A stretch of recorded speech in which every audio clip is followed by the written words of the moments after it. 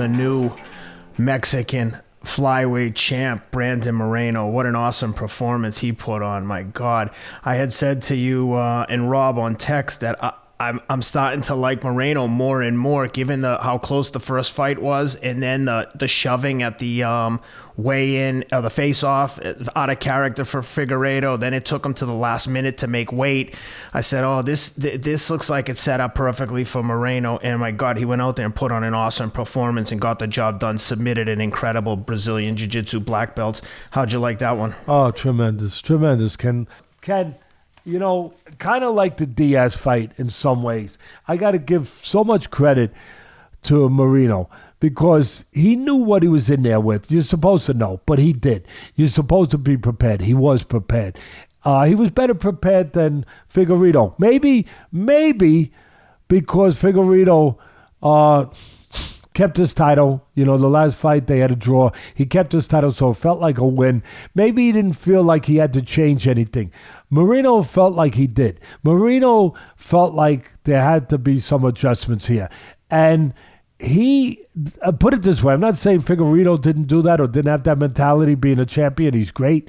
But Moreno showed more that he did deal with it on a certain higher level maybe of knowing that his approach had to be very definitive, very disciplined, and had to be exactly what it needed to be. He knew that he was in there with a dangerous guy. So he was on point. And he took the attitude, he took the approach, he took the game plan, because you have to have a game plan. His game plan was this. Rather than lay back and be too cautious, but he was cautious. Teddy, did you just contradict yourself? No. I know exactly what I'm saying. A lot of people said he was more aggressive. Yeah, but in a cautious, aggressive way. A smart, aggressive way. Where he knew he had to be in charge. He had to be in control. He knew that the guy was very, as I just said, dangerous, Ken. So, what do? You really have a couple options, maybe two. You lay back, you lay back and you're real cautious.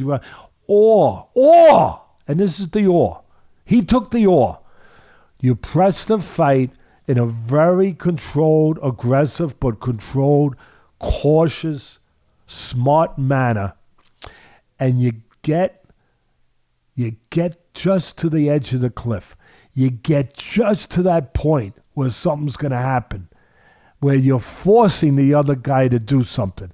In this case, you're forcing him to make a mistake. You're forcing him to throw a punch. And then you either counter it or you beat him to the mark. Oh, my God, it was brilliant. He knew he had a dangerous guy in front of him.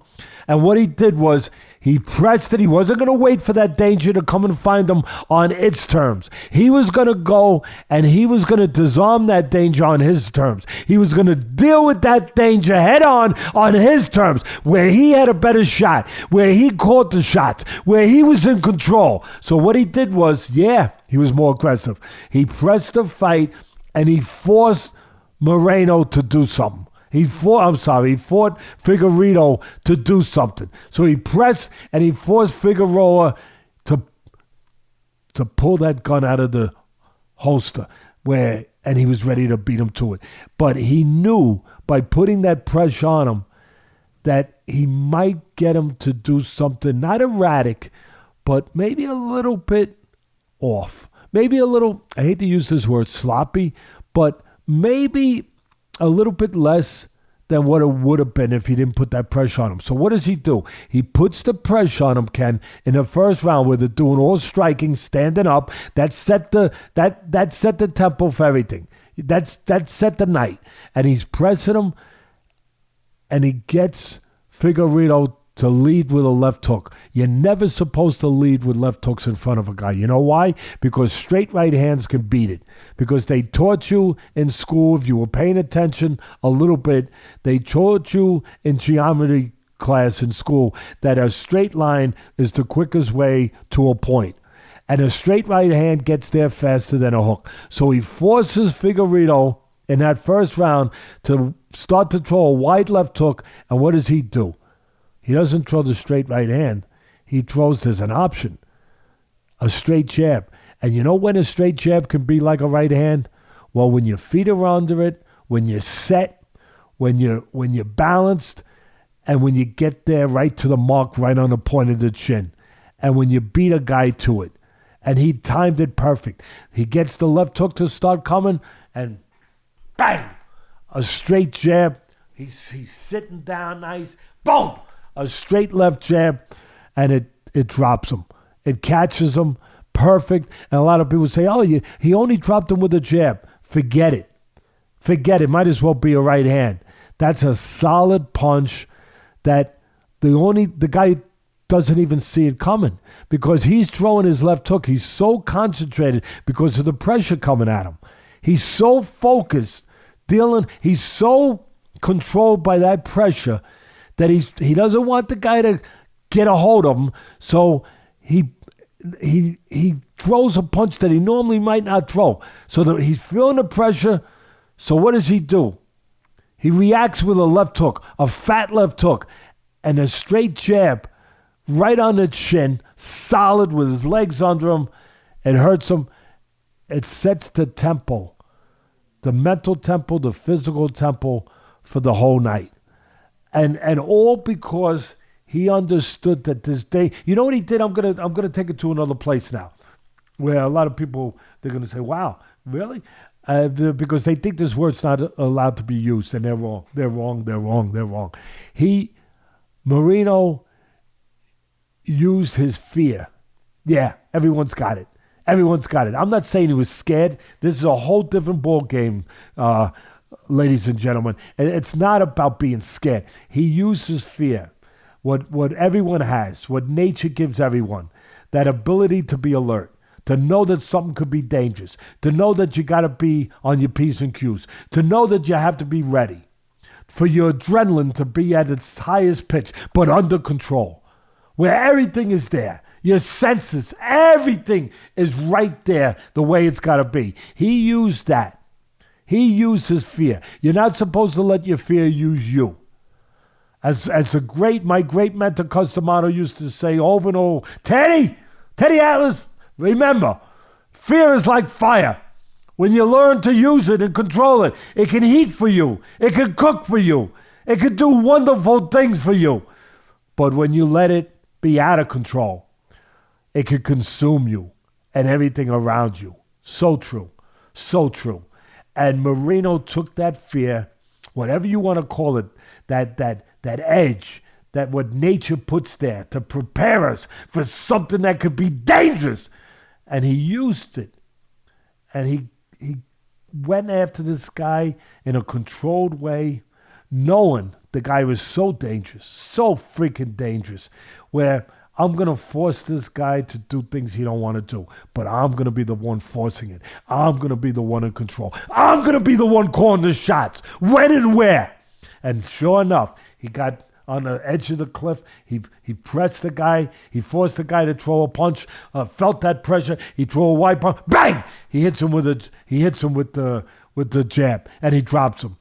That was the whole night. Then the second round, what happens to the second round? Now it goes to a different place, to a different geography. Now it goes to the mat. Now it goes to the floor. But the same approach, the same mentality. He knows that he's dangerous on the floor too. He knows Moreno's dangerous. He knows the other guy's dangerous. They're both dynamic athletes. They're both explosive athletes. He understands this. So he's so ready. He gets on the floor, and soon as the other guy overreacts, just a little bit on one of the positions on the floor, bang! He mounts the guy, he jumps him, and he gets himself into that position where he's got the upper hand where he can submit him. He's got him in a submissive position. But that's what it was. He forced the guy to make a mistake, to overplay one of the moves on the floor, one of his positions on the floor, just a little bit. And listen, I know Moreno's quick, but he was so quick this night. I know they're both quick, but it was more than just being quick physically. It was more than that, Ken. He was mentally quick. He knew what he had to be. He, soon as on the floor, just like standing, just like the striking. Soon as he on the floor, got him to make a mistake, got him to overcommit a little bit. Whop! He was like a panther on a gazelle. He really went whop right around, got him by the jugular. Just like that, whomp! Or just one little mistake. He knew exactly what he wanted, exactly what he was looking for, and he just acted on it. The moment it was time to act on it, he got a little bit of an advantage, and boom! He was so fast to mount, to make that move, to get his legs in position, to get his arm in position, to get his body in position, to get him into a position where he could submit him. It was brilliant. There was no accidents about it. It wasn't just about his athletic ability. It was about his mental ability. Yes, his athletic ability, yes, but his mental ability to be in charge, to take that car and drive it the way it was supposed to be driven. You could have a Ferrari, and if you got the wrong guy driving it like me, it ain't going to look like a Ferrari going down the road, okay? But if you got the right guy driving it, it's going to perform like a Ferrari. And he drove it. He drove it. Oh, my goodness.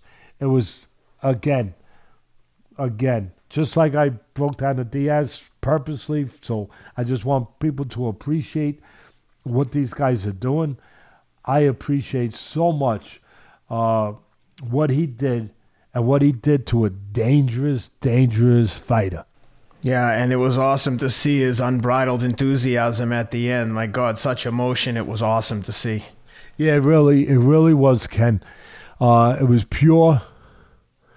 It was great. It was tremendous. The first Mexican-born UFC world champion ever. You know, it's hard to believe, but then you got to remind yourself that the MMA hasn't been around as long as boxing. You know, you got to remind yourself, because in a country where there's such a steep history and tradition of great boxing world champions. I mean, it's part of their culture. It's part of their tradition. It is their part of their tradition. I mean, there's such a great history of these world champion fighters in boxing in Mexico that for a split second you might say, wow, he's the first one. But yeah, of course he is, because MMA's not around as long, and there's a reason for it. And all the concentration with the Mexican fighters have been, up until recent years, boxing. That's where the history is. That's where the tradition is. That's where the concentration is. And boy, do they have some great fighters. And now they have a great MMA champion.